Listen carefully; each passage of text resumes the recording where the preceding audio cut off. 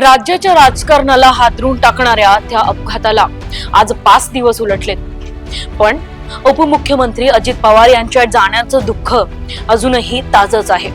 बारामतीत 28 जानेवारीला झालेल्या विमान अपघातात राज्याचे दिवंगत उपमुख्यमंत्री अजित पवार यांचं निधन झालं आणि त्या एका घटनेनं संपूर्ण महाराष्ट्र सुन्न झाला।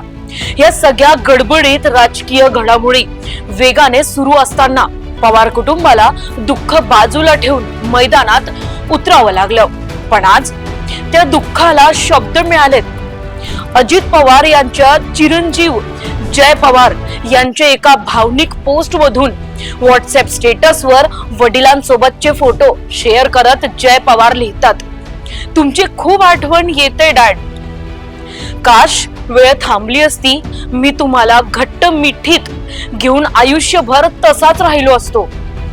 Miss you a lot dad.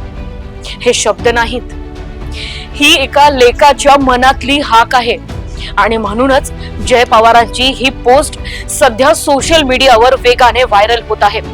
Ajit Pawar गेले, पण त्यांच्या आठवणी आणि कुटुंबाचं ते दुःख संपूर्ण महाराष्ट्राच्या काळजाला भिडत आहे।